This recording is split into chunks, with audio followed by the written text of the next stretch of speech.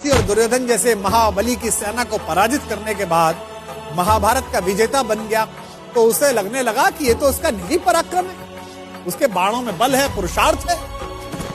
अर्जुन मन ही मन इस बात पर इठलाते हुए अपने रथ पर सवार होकर युद्ध भूमि से लौट रहा था। जब अपने शिविर के आखिर में पहुंच गए तो उसके रथ पर बैठे हुए मधुसूदन सारथी भगवान श्री कृष्ण ने कहा, पार्थ, रथ से नीचे उतर जाओ। उसने श्री कृष्ण से कहा कि माधव, आप सारथी, आप उतर जाइए, मैं भी उतर जाऊंगा। श्री कृष्ण ने कहा, नहीं मित्र, तुमसे कह रहा हूं, तुम पहले नीचे उतर जाओ। जब यह विवाद थोड़ा बढ़ा तो अर्जुन के ठीक पीछे खड़े हुए धर्मराज युधिष्ठिर ने कहा, द्वारिकाधीश अगर कोई बात कह रहे हैं तो उसमें कोई संकेत है। अर्जुन को कुछ समझ तो आया नहीं। भ्रकुटी पर ताव देकर थोड़े अनमने भाव से अर्जुन रथ से नीचे उतर गया। अर्जुन के नीचे उतरने के बाद सब लोग जाने लगे तो कृष्ण जैसे ही रथ के नीचे उतरे, रथ में एक भयंकर विस्फोट हुआ और रथ छोटे छोटे टुकड़ों में बट गया।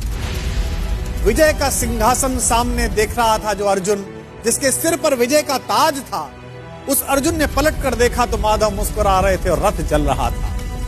अब उसे यह तो समझ में आ गया कि उसके सखा श्री कृष्ण ने उसे रथ से नीचे उतरने के लिए क्यों कहा, और उसे विस्फोट का कारण अब भी समझ में नहीं आया था। अब उसने विनम्र भाव से अहंकार का तिरोहन करते हुए माधव से पूछा कि माधव, यह क्या लीला है? कृष्ण ने मुस्कुराते हुए उत्तर दिया कि पार्थ, युद्ध के इस दौरान इस रथ पर कई दिव्य शक्तियों का प्रयोग हुआ। तुम पर जिन घातक अस्त्रों का प्रयोग हुआ उसका बचा हुआ असर भी इस रथ पर था जिस पर हम सवार थे। लेकिन वे सारे अस्त्र शस्त्र और वे घातक शक्तियां केवल इस कारण से काम नहीं कर रही थी कि मैं वहां उपस्थित था। अगर आज मैं इस रथ से तुमसे पहले उतर जाता अर्जुन, तो इस युद्ध को जीतने के बाद भी तुम जीवित ना हो।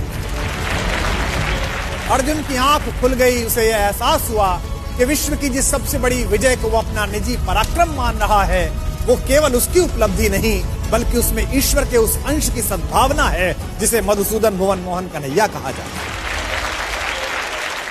ये कथा ये बताती है कि सिद्धियों के मद में खुद को इतना शक्तिशाली मत समझो कि जिन्होंने हमें सिद्धियां दी हैं उन्हीं को आप आंखें दिखाने लगो। याद रखिएगा, आपकी प्रत्येक सफलता के पीछे कृष्ण जैसे ऐसे असंख्य लोग हैं जिनकी चुपचाप और अदृश्य शुभकामनाओं के कारण आप इस विजय रथ पर सवार हुए। जब भी आपको यह लगने लगे कि आपने ये ऐतिहासिक उपलब्धि स्वयं की बुद्धि शक्ति के कारण पाली है, तो बस उन लोगों के बारे में सोचिए जिनके सहयोग के बिना आपकी ये यात्रा इतनी आसान न होती।